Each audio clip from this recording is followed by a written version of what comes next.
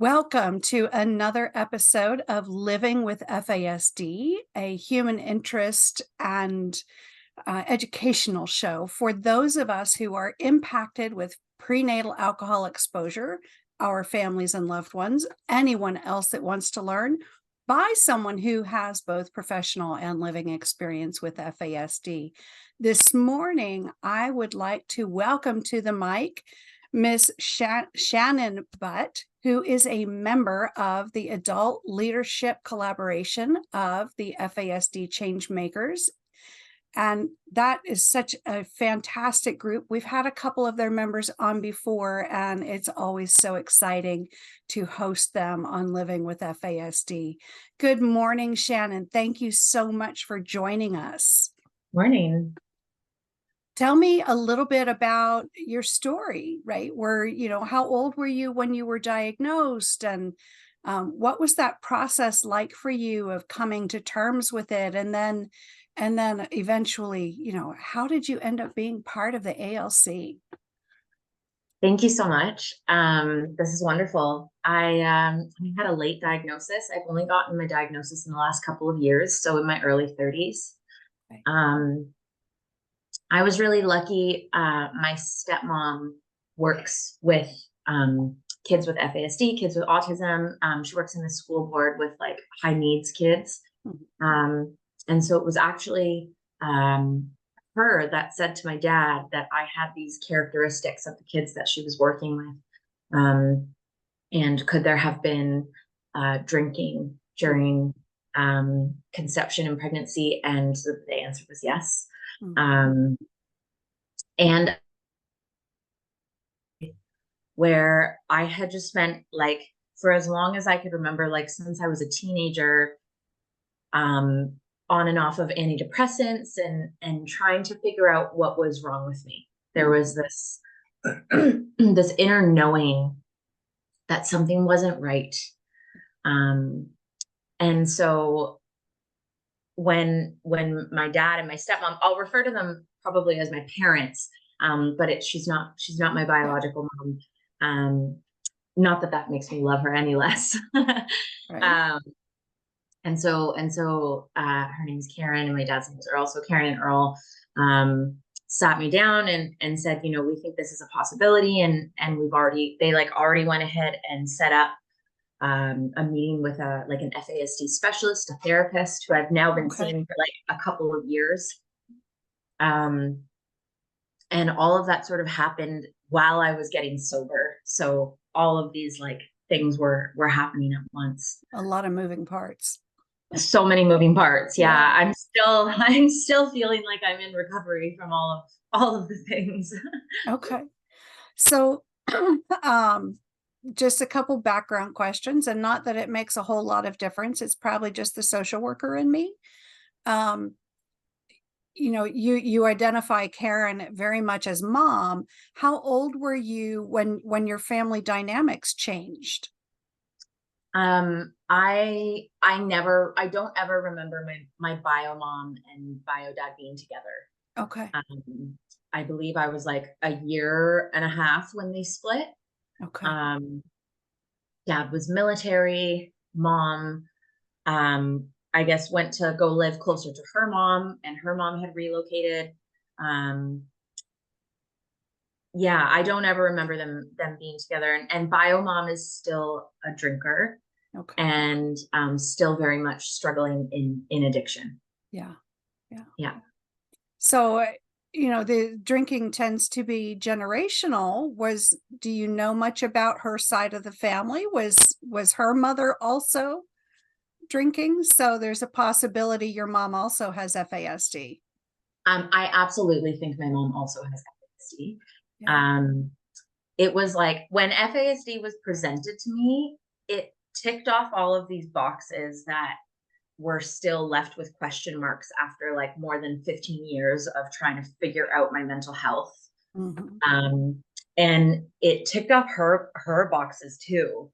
Like for years, my sister and I would like, not that we were trying to diagnose her, but we were like, something is so wrong with her. Yeah. Yeah. Uh, So, and that, does that help you to not hold a grudge toward her? Yes, Yeah. yes, that helps with the compassion piece, Yeah. like, hugely. Yeah. Yeah, when I and And then that's, when I was able to find compassion for myself is when I also then was able to, like, have it for other people. yeah. Yeah. And that's important, not just for your general well-being, because, grudges and resentment, they don't hurt the person we're angry with. They only hurt ourselves, Yeah, but also for your recovery. It's yes, a huge piece of that. absolutely. Yeah. Yeah, recovery is a lifelong thing. Yeah. I know that this will be a battle that I have for life, and it gets easier every year, it gets easier every day. Um, yeah, sobriety has been a Yeah. true gift. Yeah. Oh, that's wonderful to hear. So, were you raised by your dad then? Nope. Was raised with bio mom until about grade 8. Hmm. Dad retired from the military and moved closer so that me and my sister could go live with him. Okay. Um, but at that point, the trauma was There. it, Yeah. it was there, and he was dealing with his own PTSD from the military. Yeah. Um, and so I found a friend in alcohol. I can remember being 6 or 7 and my mom showing me how to open a beer bottle and me being like so proud that my hands were strong enough to open it. And if Wow. I went to the garage and got her beer for her and opened it, I was allowed to take a sip before I gave it to her. Um, and That's an so early start. it was an early start, a Yeah. really early start. Yeah. And then one sip turned into more, Yep. right? I was only 12 when I started stealing alcohol and drinking with my friends. Yeah. Um, I can remember nights like my friend's mom driving me back to my house and me just like throwing up everywhere and lying and saying that I had food poisoning. I was still in like grade 7 and grade 8 at this point. And mom obviously knowing that I didn't have food poisoning, that it was booze. Um, but nobody did anything. Yeah. It was just like, oh, it's normal. This is normal stuff that kids experiment with. No, Yeah. it is absolutely not. We do Yeah. not have every single child getting drunk off their parents' supply. No, Yeah. absolutely Yeah. Yeah. no. So you were in your 30s when your dad and mom came to you Yeah. and said, "We think maybe." Yeah. Yeah, and How did you respond to that? well, I was like freshly sober. I had approached them and told them that I was struggling with cocaine and alcohol. Um, and then we kind of thought that I would get sober and that a lot of these problems would go away. The like problems that I was having, the big emotions. And, I thought once my nervous system was like regulated from all of the alcohol, Yeah. that like I would calm down. And I so obviously didn't. And then that's when they came and said, like this could be the answer for Hmm. what's happening to you. And I've gotten so many diagnoses in my life, and this is the only one where I was like, "Oh, that makes sense." The Yeah. rest of them I was like, "No, that's not it." I Yeah. I just know that that's not it. Yeah. Yeah. Um and this is the one, and this is why I think diagnosis is so important if it's the right diagnosis. Yes. Um because like, okay, getting so many wrong diagnoses was really it really messed up my like inner dialogue, my perception that I had as myself as a person, Yeah. um my sense of identity.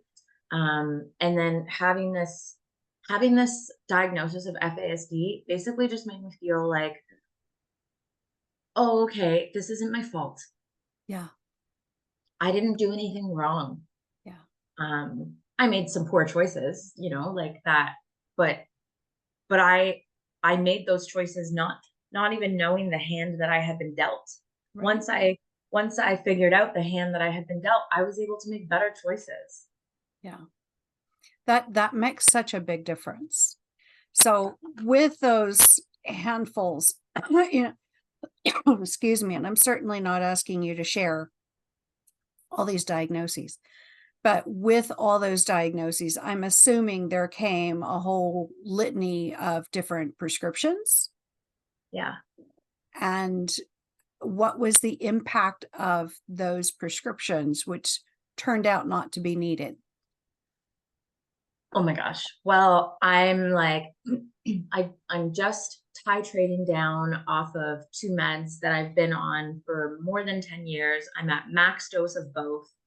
I remember going to my GP and saying, I'm still not feeling I'm still not feeling the way that I think I should be on these meds. And every time my GP would just be like, we'll up you 5 mg, we'll up you 5 mg. So now my body is totally, and they're not even really, oh, did You I just, freeze? you did. So the last thing I heard was now my body. So now my body was dependent on, these medications that I'm now trying to get off of. But my body's known them for more than 15 years. So Mhm. there's that. And then I remember there's one prescription that I got that made me suicidal. And that was the scariest 24 hours of my entire life. Mm, Um, yeah, I've had meds that have made me throw up, that have made me a zombie, that have made me not be able to feel my emotions. yeah. Um, and even still, we're having doctors, I just had a psychiatrist appointment last month, and the psychiatrist said, I don't think you have FASD. FASD isn't really a diagnosis. Well, he's technically correct. It's the umbrella over top of 4 or 5 other diagnoses. And I was like, sir, I just spent the last 2 years getting this diagnosis. Uh-huh. I'll be leaving now. Yeah, good call.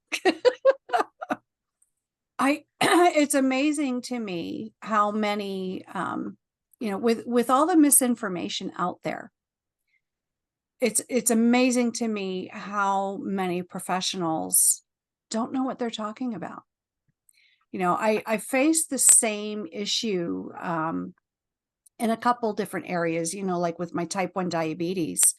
I have providers wanting to treat me as if I had type 2 because, hello, I'm 60. So obviously it's type 2. No. Or with my mom's dementia, she's got Lewy body, which is misdiagnosed as often as FASD is.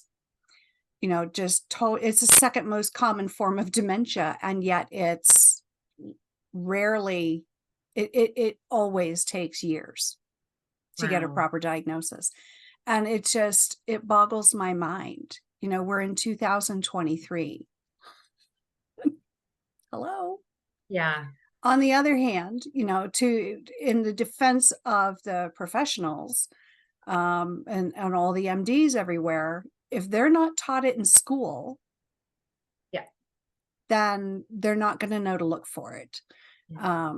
And there's so many things to learn. You can only take so many CEUs every year. So, but it really highlights the work we have cut out for us to do Yeah. to raise awareness of fetal alcohol spectrum and, really provide that education to the professionals as well as the layperson.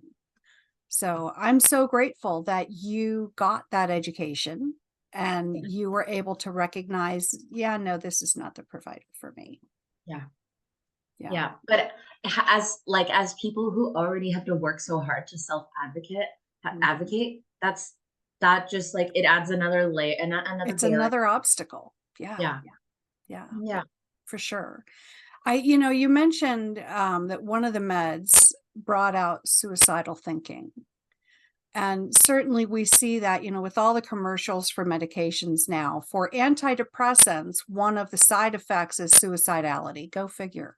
Yeah, I know. But the statistics for FASD and suicide are alarming. Yes. there are Absolutely. so many of us that choose that as an option because, out of our desperation. Um, and it's curious to me how much of that might be caused by the wrong medications. Yeah, absolutely. That's a very scary place to be. Hmm. Yeah. How did you get through that year? Luckily, it was only a day, only 24 hours that I was on that medication, and then Okay. I never took it again. But I did One dose. one dose. Oh, good golly. Yeah, yeah. So I just never took it again. Yeah. Um, yeah, it didn't. It was not happy in my brain at all. Yeah. I did have a suicide attempt in 2016. Um, and I still like, man, passive suicidal thoughts is still something that I like deal with on a regular basis. Hmm. Um, even like, I was away on the weekend traveling, and that's the first time I've traveled in like years. Hmm. And it was really hard on my body. And so now I've been recovering this week, Yeah. and and my head has said like, this is your life forever, this is too hard. Hmm. You can't keep going like this, like you have to end it. um and it's like it's incredibly hard to, like, I know now that I'm in control of my inner dialogue, and so it's up Yeah. to me to rewrite that and like flip the perspective. Yeah. um but I don't know how, like, I don't know how people do it and work a full-time job. Like, I sleep like I have a full-time job. Like, I I'll sleep 12 hours a night and then nap 4 a day Yeah. when I'm like that. And we don't have a room in our society for people like me, right? Where we need so much rest and we need to slow down so much, and everybody around us is still hustling. Yeah. Yeah. Our society is so fast paced. It's not healthy for Yeah. anybody, even No. for neurotypical people. You Yeah. know, the people whose brains are wired the way they were supposed to be, will still burn themselves out Yeah. the way that we're fast paced. Yeah. Um, I struggle with that also, and with part time work, as a social worker, that never feels too part time. Right. Phone never stops.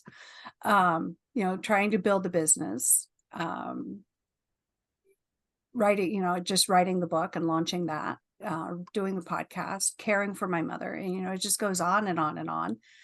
Um, so sometimes we don't make the best decisions in that, Yeah. you know, uh, case in point, I got myself a new puppy.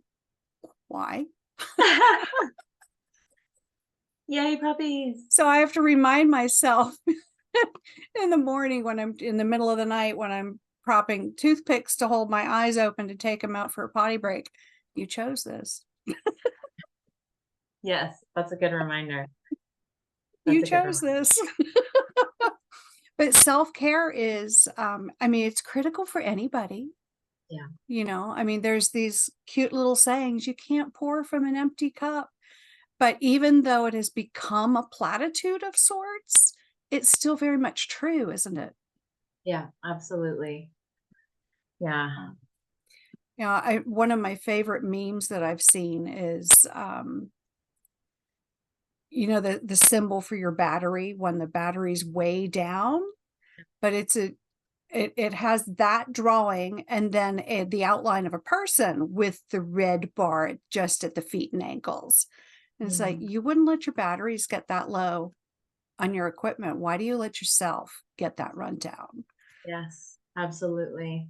You know, Absolutely.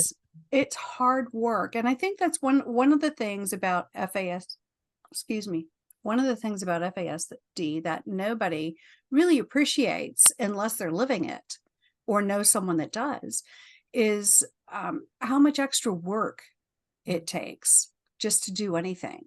When I was in my facets training, we learned about changing our thought patterns and how much physical work that is. The way our neural pathways are, it is up to us to set our inner dialogue and to choose other interpretations. But it takes physical work to lay those new neural pathways down, because by instinct, it's kind of like driving somewhere that you've gone, a gazillion times. You could do it without paying attention. And we joke that the car's on autopilot. Yeah.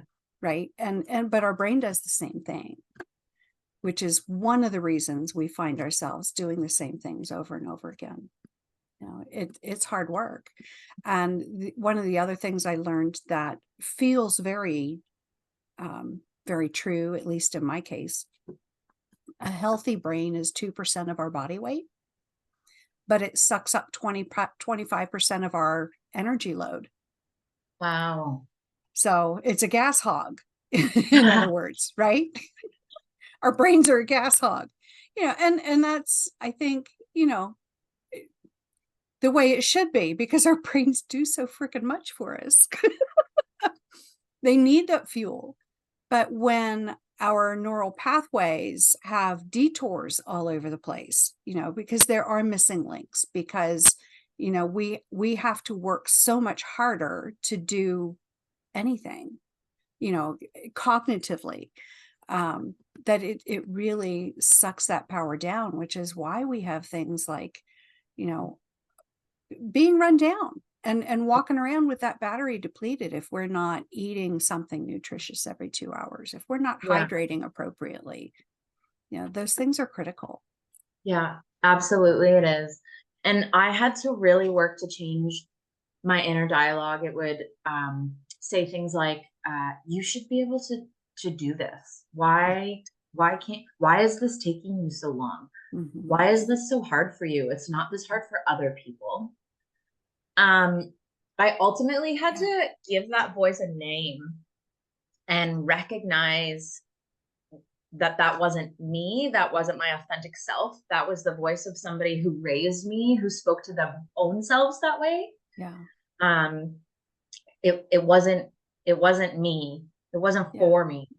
And I had to change I was like, okay, if I was had a person outside of me that could console me in every hard situation, what would that person sound like?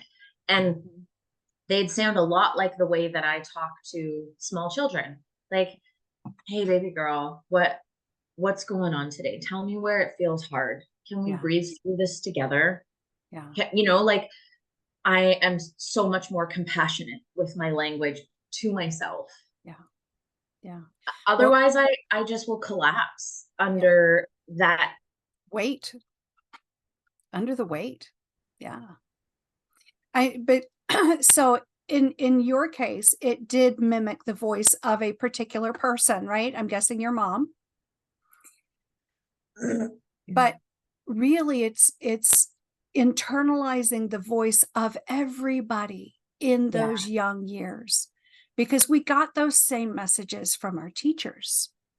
We got those same messages from our peers, from all the adults, all the big people. And, kids are so cruel to those deemed different, and you can only hear that voice and those words for so long without internalizing them and placing that judgment upon ourselves. And that's one of the reasons why early diagnosis is so important, because it gives us the liberty to say, don't talk to me that way, right?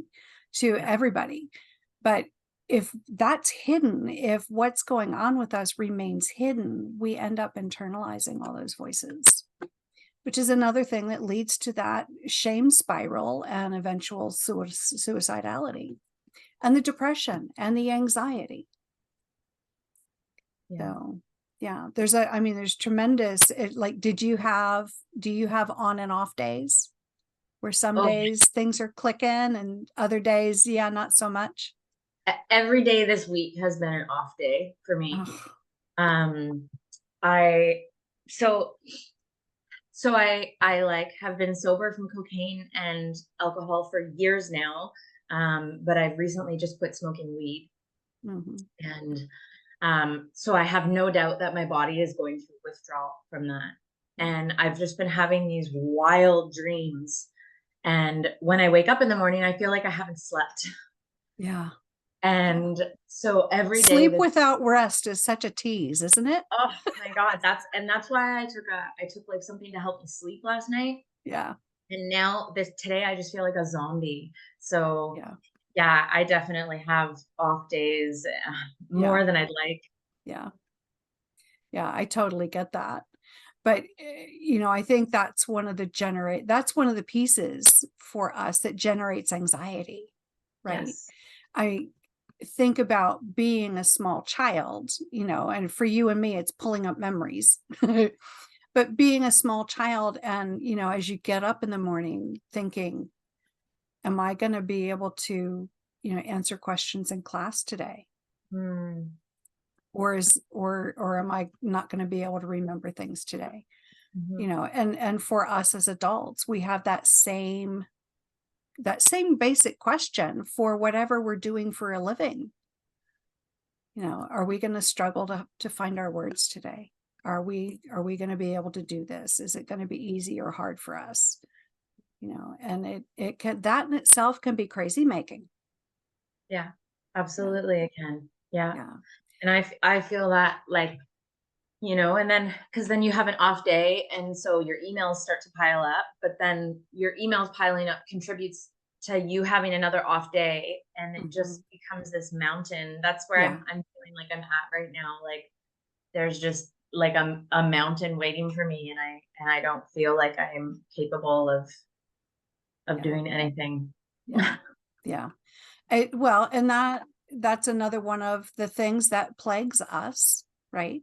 Is the inability to either get started with something or to finish something. And I think a lot of that is tied up with perfectionism. Yeah. We want to do things well. We've most of us have always been people pleasers, right? Yes, And absolutely. and who doesn't want praise? Praise is always better than punishment, eh? Yeah. But if we doubt our ability to do something well, it's easy to put off doing of it, you Yeah, know, and to get started, and then things mount up and just become overwhelming. absolutely. Yeah. So organization is hard. Yeah. So what are some of the things that you have done, Shannon, to help you since you're not self-medicating anymore?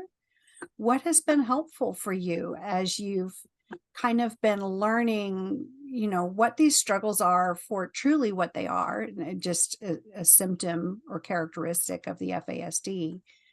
What other than being compassionate towards yourself, what has been helpful for you? I love post-it notes um and colored markers. Hmm. I I will like cover my walls and everything in just like reminders, quotes that I hear that resonate with me. Hmm. um I keep a document in my phone called For When It's Hard. Oh, And I've just added bullet points to yeah. this living document of like stories that I've heard that make me feel more normal. Hmm. Um, um, there's like lots of like quotes and affirmations and exercises that I can go do, like breathing exercises.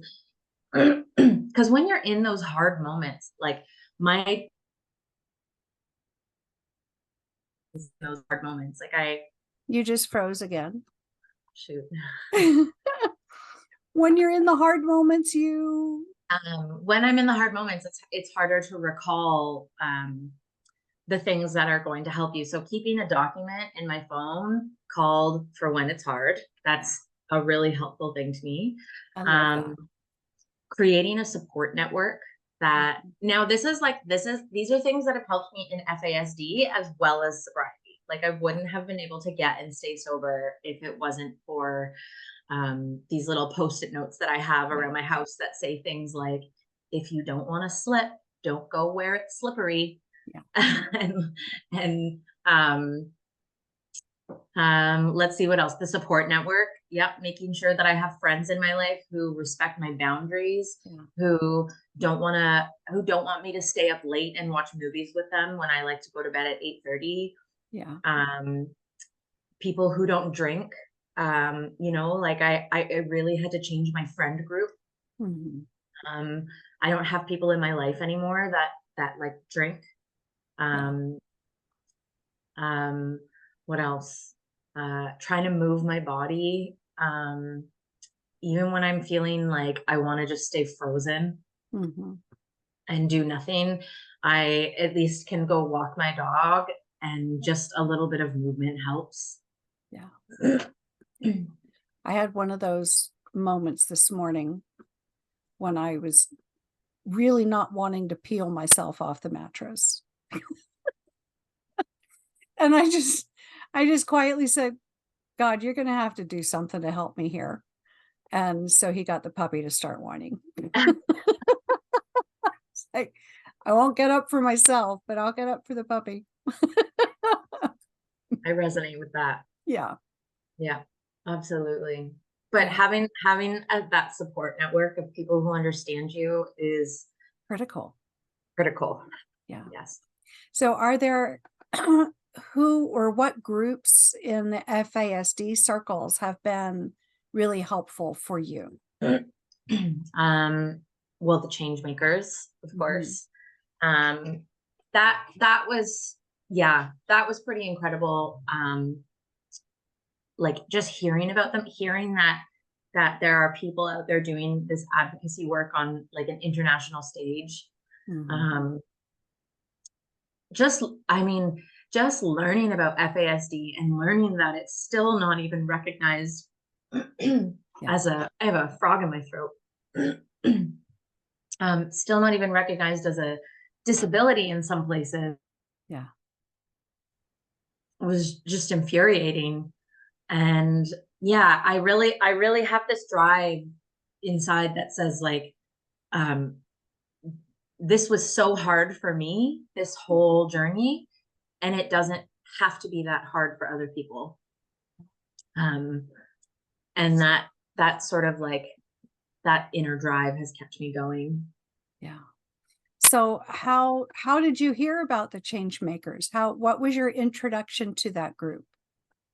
So funny enough, my therapist brought them up. She was like, this is a group that's doing advocacy work. I think you'd be a really great like addition to their team. Pardon me. And so she sent me their information, and I reached out to them, and they already had my name on a list of people to contact because they saw me speak at an online conference. That's awesome. Yeah, it was really, really awesome. Yeah. So that was like meant to be.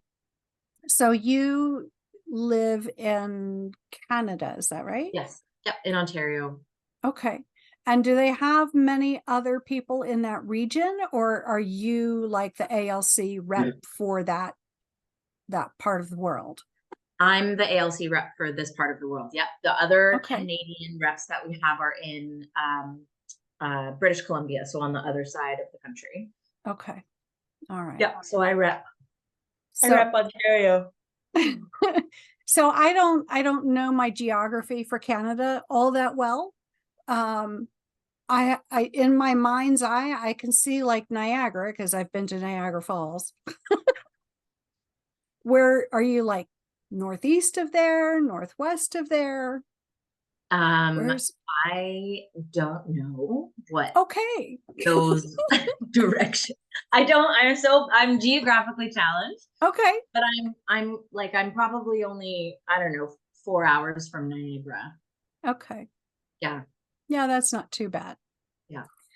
So what all are you doing for the ALC in Ontario?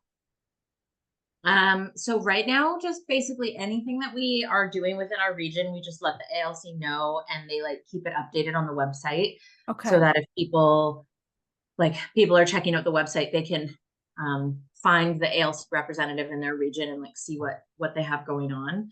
Okay. I just got hooked up. I just did a speech at Ottawa City Hall for the Red Shoes Rocks Nice. walk that we Yeah. had. Yeah. And just got another email this morning that they want me to come Oh, you froze again. You got an email that invited you to come and what? and do something else with them. That's awesome. Yeah, with Ottawa City Hall, and it's a place called Health Nexus. And I think it focuses a little bit more on like education, which is very exciting. Yeah, truly, truly. That's awesome. So how long have you been part of the ALC? Maybe like 6 months now. Okay. So we're pretty busy planning for the Seattle conference. Yeah. So I'll be there in I believe it's April. Okay. Um, And the spring. hopefully your travel there will not be as difficult as your Yes. your last week's traveling. So Yeah. No, I think just like travel in general is difficult. mhm, mhm, um the sensory overload is a lot. yeah. Um And but all the unpredictability, yeah, right? absolutely. Yeah, Yeah. like my flight home just kept getting delayed and delayed and delayed and delayed. And it just, it makes it hard. Yeah.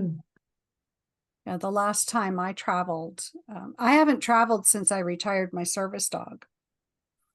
Um, so I'm not sure. I mean, she did a lot for me in terms of traveling, right? Because one, she watched my back and she kept my sugars in range. You know, the last flight I was on was a direct flight from Pittsburgh to LA. And she's the reason the plane didn't have to touch down and fly over country to get me in a hospital because my sugar was, oh goodness, it took so many glasses of orange juice to keep me from crashing. Wow. And you know, whoever, you never know why. It Yeah. just, it does what it does. But you know, not only does she have my back physically, but just focused on her and her well-being within that airport experience, you know, really distracts you from the bombardment Yeah, of absolutely. stimuli and everything else. So Yeah. yeah. So I'm not looking forward to traveling alone. But I've No, retired her, so I don't think I'd put her through it at this age. She's 11 now. So oh yeah. I wouldn't put her through it. Yeah, my girl will But be 10 this year. yeah. Yeah, and So then like a mention of some of the other things that I'm doing. I work at a nearby.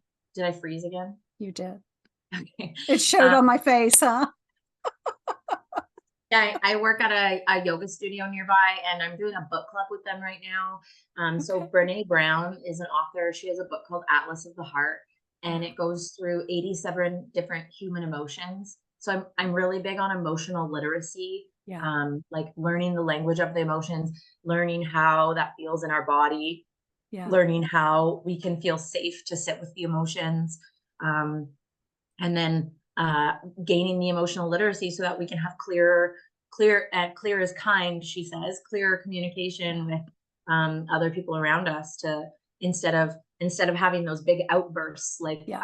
FASD Yeah. people tend towards. Well, and that's one of our struggles for a great many of us, is not having the words for Yeah. what those big feelings are, and being more intellectual maybe than we are feeling.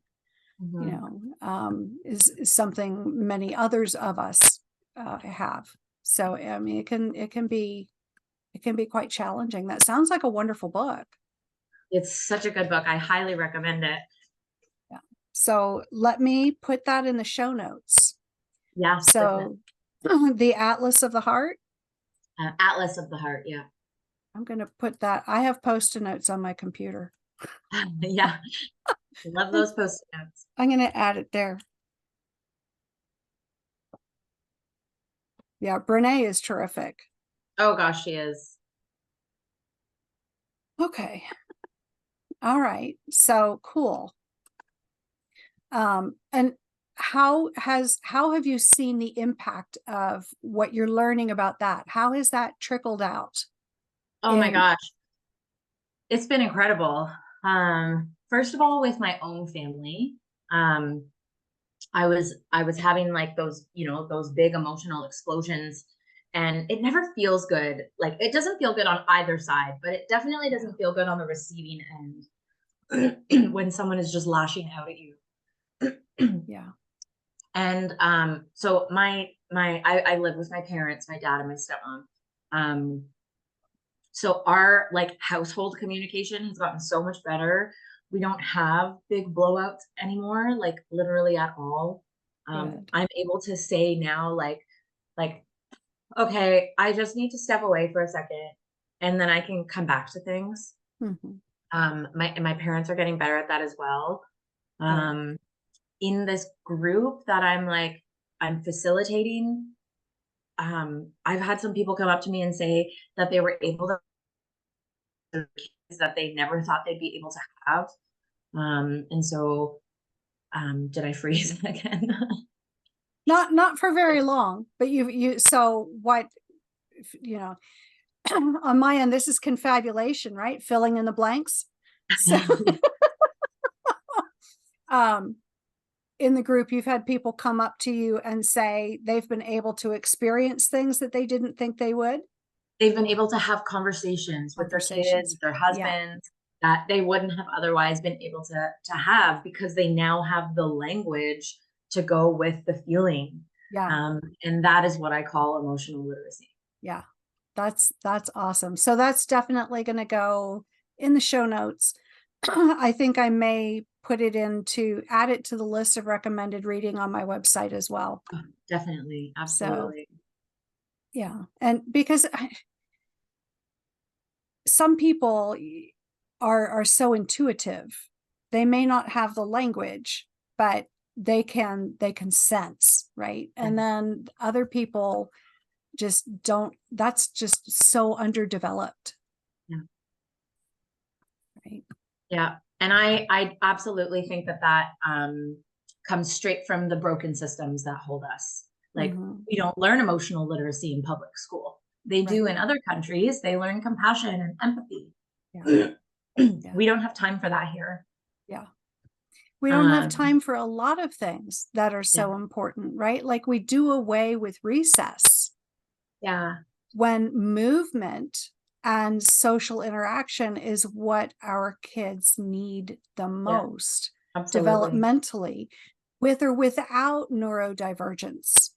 Yeah. But especially for those of us who are wired differently, we absolutely need that opportunity to move and clear some of the junk out. Right. Most definitely. Yeah. Yeah. There's a lot of shortfalls in our system. I think, it may have started off well and good, but somewhere it went astray. Yeah, absolutely. So, yeah. And we can all see who it's benefiting. Yeah. Okay. And I really would challenge that though, because it's really not benefiting anybody, because when our kids' needs are not getting met, then it's benefiting people who can afford extra help, the people who can afford tutors, the people who can afford extracurriculars. Yeah. And it's not benefiting the people who are just stuck in the system.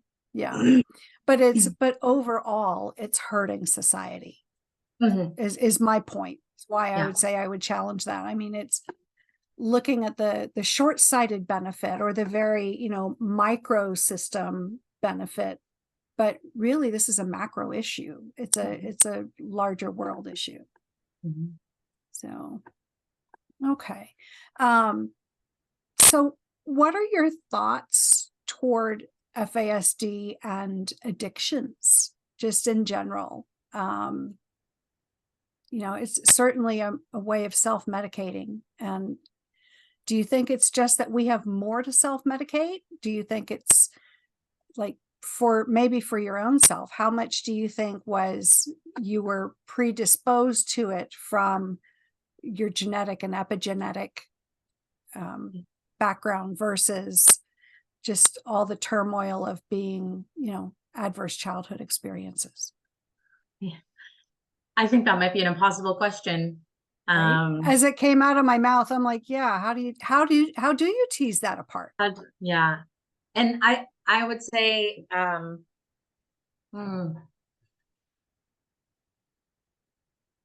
maybe it's less important to tease that apart as it is to deal with the outcome. Mm-hmm. Yeah. But although, I did have to learn why I was self-medicating. Mm-hmm. Even getting in touch with those feelings has been incredibly uncomfortable.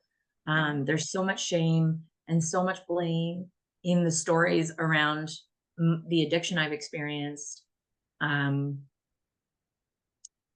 So many like cringe memories that like I don't even want to dive back into. Yeah. But ultimately I can look back and see that I had an idea of what a successful person looked like. Mm-hmm. And they looked like the life of the party. Mm-hmm. The person that everybody always wanted to talk to, the person that held everybody up. And alcohol let me be that person. Okay. And, I know now that that's not my authentic self. My authentic self is rather introverted. Okay. And have you heard of the spoon theory? Yes.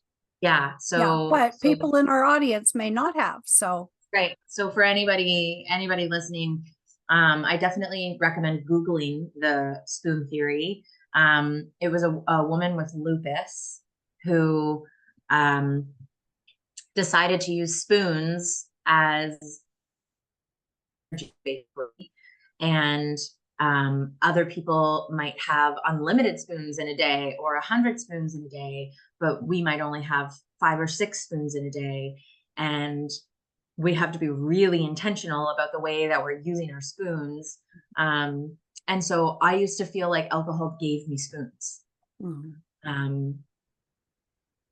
And I even noticed it like when I was away on the weekend and I was getting ready to go out in the evening, which I don't normally do anymore. Like I'm normally in bed very early. I even thought to myself, like, man, like a drink would be nice to give me a little bit of like oomph to get going. And then I was like, oh, maybe my like true self doesn't want to be going at all. And I didn't enjoy myself. And that's not something that I would do again, is like go to it was like a pretty late comedy show. Yeah, I think I got off topic. We're talking about spoons. Spoons and and having to guard them as a resource. Oh my gosh, Yeah. yes. This goes back to, the battery image. Yeah. Yes. Right? Yeah. Where we do have a finite amount of energy. And there are some things that will replenish that battery or, give us more spoons, and that's self-care, right? Yeah. Eating properly, eating nutritiously, hydrating enough, getting enough rest, which is not necessarily sleep. And and being self-compassionate, all those things can fill our cup, right? I think it's hard to, there's so many different analogies for the same principles. And it can be hard to kind of figure out and learn about ourselves, what kinds of activities will take how many spoons away, or will give us how many extra resources that we need. So Yeah. Okay. So we'll not tease that ball apart, right? To figure out how much of it is genetic versus how much of it is just all the environmental, right? Mm. Um, but it is true that those of us with FASD, we tend to have more adverse childhood experiences than most. And as to no surprise, those who have adverse childhood experiences tend to have more FASD Yeah. than the general population. It's like it's a cycle. The It's Ouroboros. What is yeah, the eats its own tail? yeah, yeah. So, excuse me. So, and I just my thoughts just derailed on that one.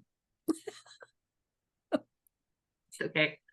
I think we're both neither one of us are at 100% today, No, I'm but definitely not. I'll definitely want to have you back, Shannon, again. So, Yes. because this has been a delightful conversation, and I'm hoping it's something that, a lot of the listeners or viewers can really identify with, because alcohol and cocaine and marijuana are not the only things that can trip us up with addictions. No, not at all. There's many of us use food as Food, an addictive exercise, Mhm. work, Yeah, porn, sex, gambling, relationships, yeah, shopping. yeah. It's Sugar. it's sugar. It's not just booze and Yeah, weed and yeah. yeah, So that's definitely something I think we can probably spend more time talking about in a future episode. And absolutely. I'm just so delighted that you reached out to me. Yes. So so for the viewers and listeners, if you're living with FASD and you want to be on an episode of Living with FASD, then, give me a jingle. So you can reach out to me at livingwithfasdpodcast@gmail.com. You can join the Facebook group with the name of the show is the name of the group. So Living with FASD podcast. You can also reach out to me on my website, which is patriciacasper.com. And just reach out if you have an idea for a topic that you want to learn more about. I will try and figure out who to ask on the show to have that discussion. If you want to share your experiences living with FASD, come on. We will be glad to sit down and have a candid conversation. So, Shannon, how can people reach you? If they want to get in touch with you, if they want to find out what the ALC is doing in Ontario, what kinds of, where they might be able to find you or listen to you. I am on Instagram. My Instagram is Outcast Alley. That's OUTKASTALLEY.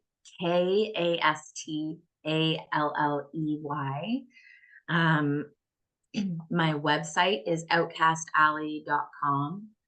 And the ALC, the Changemakers are also on Instagram. I'm not sure of their website. But if you find them on Instagram, then their website link is right there. Okay. Well, and certainly I love that Outcast is with a K. I mean, look at my name. Casper's with a K. Yes, I Yeah. like It's the designer, not the ghost. that. So, again, thank you for reaching out to me. And it has been delightful having this conversation with you.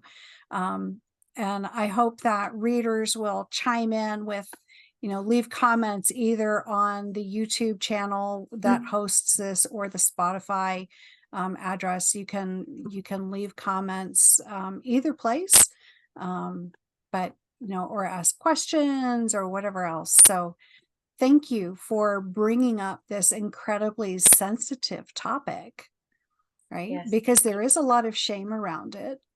But it's a very real part of what a lot of us struggle with. Mhm. So Thank you so much for having me. thank you for your bravery in wanting to share your story so publicly. So you inspire me, Shannon. Likewise, Patty. So, all right. Well, everybody, that I cannot believe another episode has wrapped up so quickly. Tune in next Monday for another Candid Conversation. Again, you can reach out at livingwithfasdpodcast@gmail.com or the Facebook group Living with FASD Podcast. So take care, everyone, and we'll see you next Monday for another Candid Conversation.